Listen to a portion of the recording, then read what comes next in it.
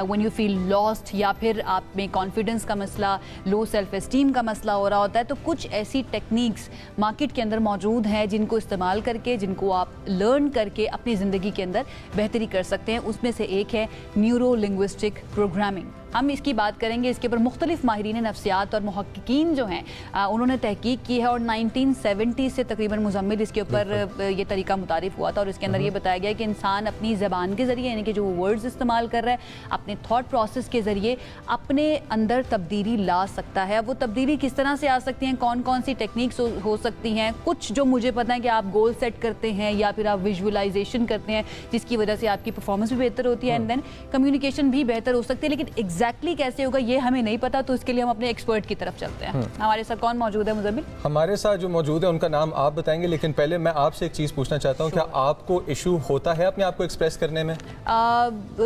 जब मैंने करियर शुरू किया था तब आप कह सकते हैं, बट ओवर द इयर्स आप लर्न कर लेते हैं, आपको कुछ टेक्निक्स जो है ना वो पता चल जाते हैं। हमारे साथ मौजूद हैं मोहम्मद अली जो कि लाइफ कोच हैं, उनकी तरफ चलते हैं और उनसे ज़रा ये टेक्निक समझने की कोशिश करते हैं, सो दैट हम भी शायद कुछ नया सीख सकें और देखने वाले जो हैं वो भी सीख सकें। Ali, thank you so much हमें ज्वाइन करने के लिए। अस्सलाम वालेकुम।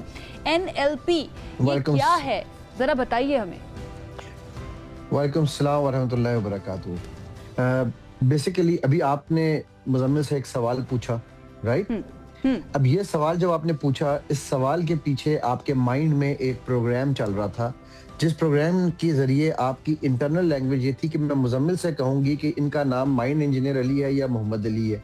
अब वो जो लैंग्वेज आपके माइंड के अंदर चली, उस लैंग्वेज का आपने इजहार अपने अल्फाज से किया। ये सारा काम हो आपके माइंड में रहा था।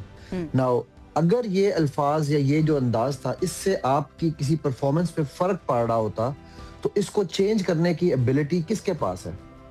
मेरे पास। आपके पास, right?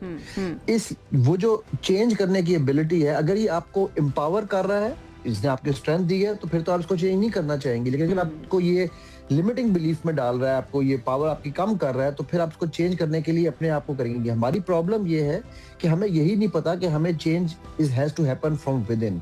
So NLP, neuro linguistic programming, stands for N is for your mind, L is the language, वो जुबान जो आपके अंदर चल रही थी, जिसको आपने बाहर अल्फाज में ढाला, और वो प्रोग्राम जो आपके माइंड में चल रहा था कि जिसने ये डिसाइड किया कि यार ये मुझे एम्पावर कर रहा है या ये मुझे डाउन कर रहा है। ठीक है? सो ये एक इस चीज की अंडरस्टैंडिंग को मैंने बड़े सिंपल अल्फाज में कोशिश की है अंदाज। अच्छा, जब हम अंडरस्टैंड करने की कोशिश करें अपने थॉट प्रोसेस को, अली, जो मुझे आपकी बात से समझ आया, अपने थॉट प्रोसेस को जब अगर मैं ऑब्जर्व करूं राइट नाउ बात करते हुए, जो मैं आपसे सवाल कर रही हूँ, तो ये सवाल के लिए अल्फाज ऐसा लगता है कि प्रैक्टिस मुझे हुई भी है और वो फौरन से निकलते जा रहे हैं और इसके पीछे कोई थॉट प्रोसेस मुझे फील नहीं हो रहा। अगर थॉट प्रोसेस मुझे चाहिए, मैं एक जेनेरिक बात कर रही हूँ, तो उसके लिए शायद मुझे एक पॉज लेना पड़ेगा या मुझे सोचना पड़ेगा।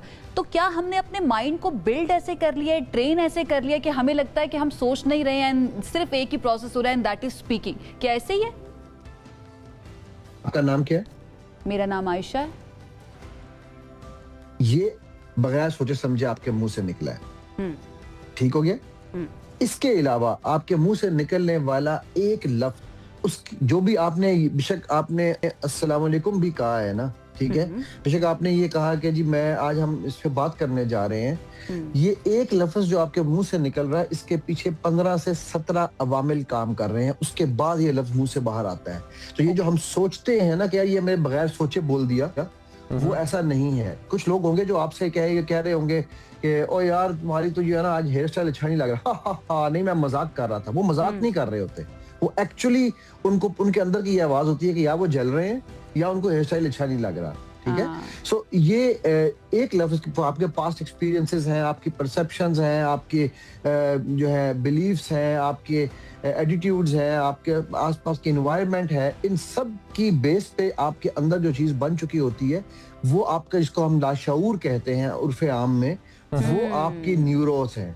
उसकी बेस पे आपकी एक इंटरनल लैंग्वेज चल रही होती है। मैं एक जुमला कहता होता हूँ कि your each and every word that you say from your mouth represents the internal programming inside your mind.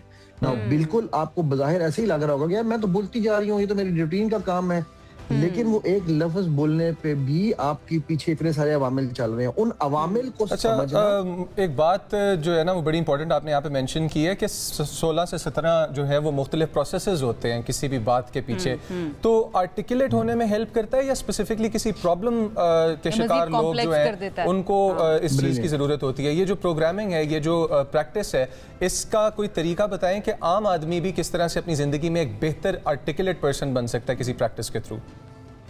बिल्कुल। अच्छा देखिए, एनएलपी जो है ना, मैं अगर इसको एक थोड़ा सा समराइज कर दूं कि हुआ क्या था, मेरे साथ क्या हुआ था, मैं क्यों इस फील्ड में आया, तो उससे शायद आपको आसानी हो जाएगी। सिल्वा ने मुझे बताया था कि मैं कौन हूँ। बॉडी लैंग्वेज ने मुझे सिखाया कि मेरे इमोशंस और सामने वाले के इमोशंस को मैंने कैसे रीड करना है। लेकिन एनएलपी से मैंने ये सीखा कि मुझे अपना भी पता चल गया, इमोशंस को भी समझ आ गई, इनकी मैनेजमेंट कैसे करनी है। होता ये है कि जिंदगी में फॉर एग्जांपल हम एक छोटे से कोई गेम खेल लेते हैं। वो गेम इस तरह है कि आप अपने माइंड में कोई भी वाकया जो आपकी जिंदगी में हुआ हो, उस वाकये को, कोई प्रॉब्लम जो आई हो, कोई भी प्रॉब्लम, उस प्रॉब्लम को याद करें।